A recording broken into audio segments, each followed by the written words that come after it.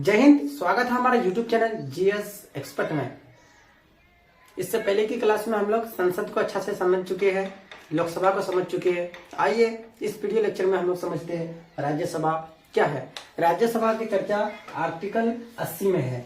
राज्यसभा को हम लोग क्या जनता अप्रत्यक्ष चुनाव करते हैं। राज्यसभा में जो है, राज्यसभा का जो सदस्य होता है उसकी चुनाव जो है जनता अप्रत्यक्ष रूप से करता है। मतलब क्या होता है, इसका चुनाव जनता नहीं करता है, जनता के द्वारा चुने गए इसका प्रतिनिधि राज्यसभा के सदस्य का चुनाव करता है। इसीलिए हम लोग इसे कहते हैं, क्या कहते हैं, अप्रत्यक्ष चुनाव करता है कौन, जनता। ये अप्रत्यक्ष चुनाव कैसे होता है इसको हम लोग आगे वाले लेक्चर में हम लोग देखेंगे जब राष्ट्रपति पढ़ेंगे। आइए हम लोग समझते हैं। इसको हम लोग शिक्षितों का सदन कहते हैं।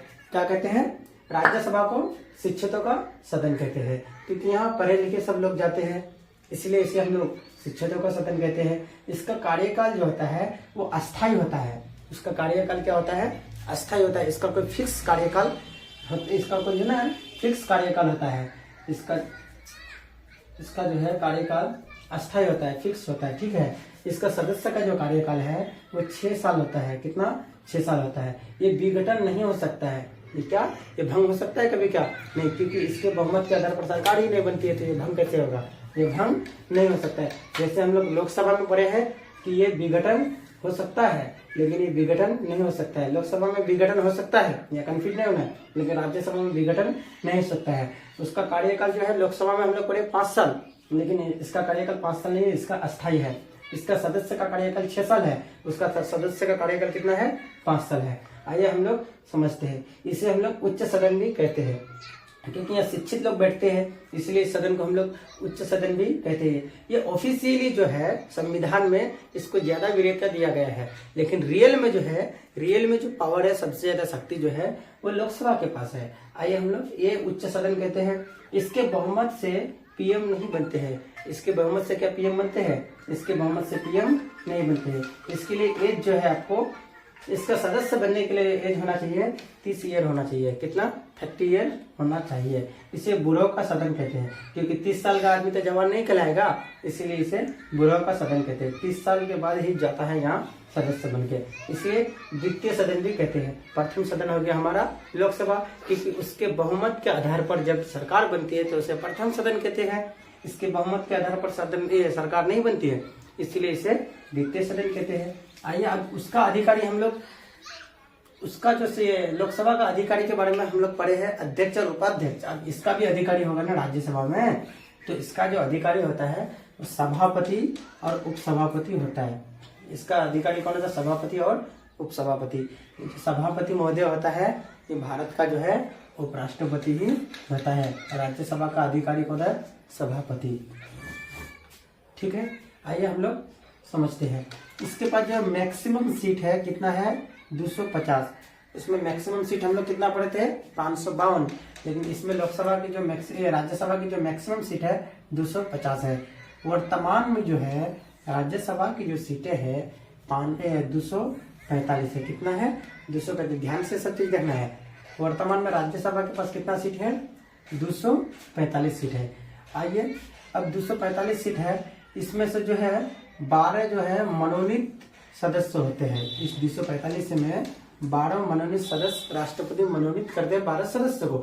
अब ये 12 सदस्य कहाँ से होंगे, आइए हम लोग एक एक करके समझते हैं। ये 12 सदस्य में से ये सदस्य हो गया विज्ञान के क्षेत्र से हो सकता है, ये सदस्य आर्ट कला के क्षेत्र से हो सकता है, ये सदस्य साहित्य के क्षेत्र से हो सकता है। मीन्स विज्ञान, कला और साहित्य, ये क्वेश्चन पूछा हुआ है।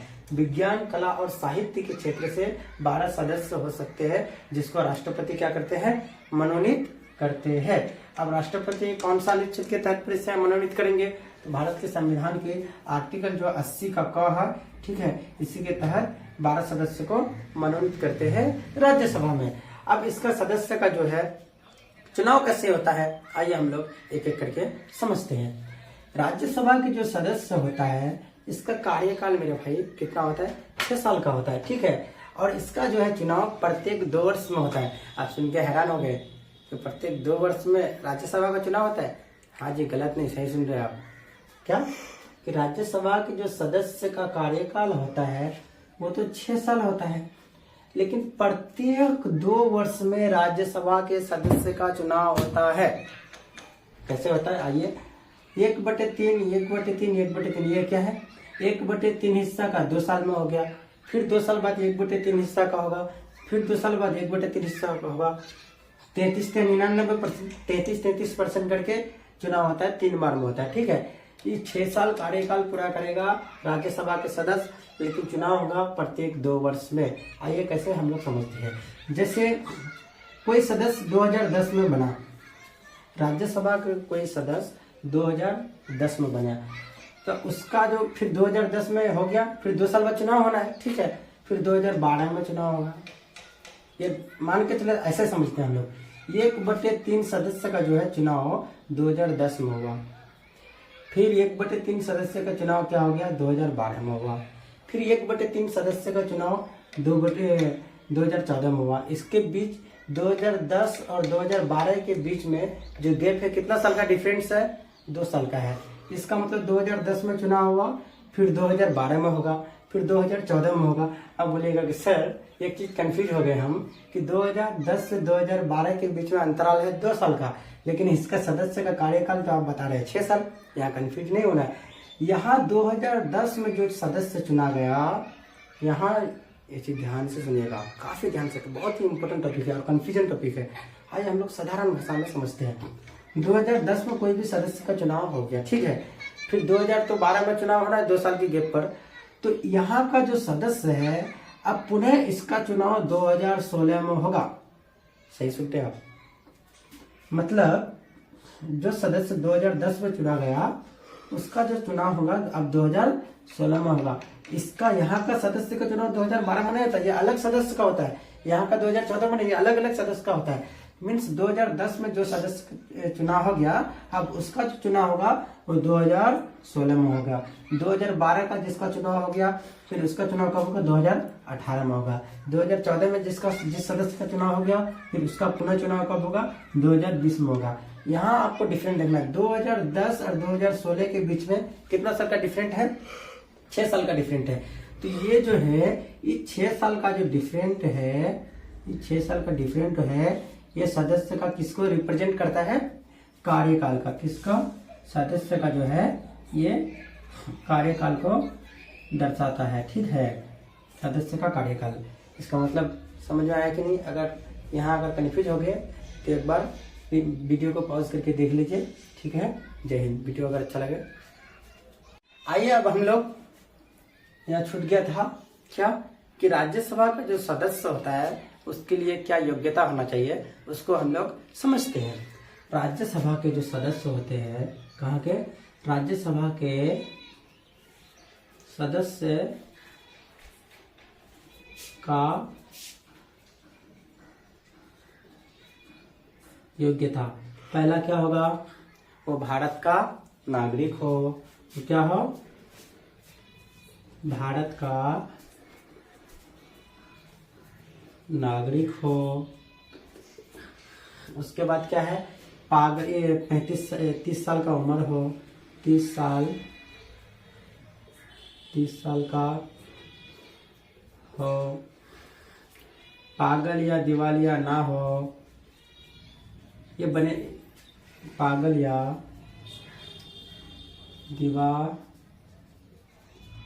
दिवालिया ना हो।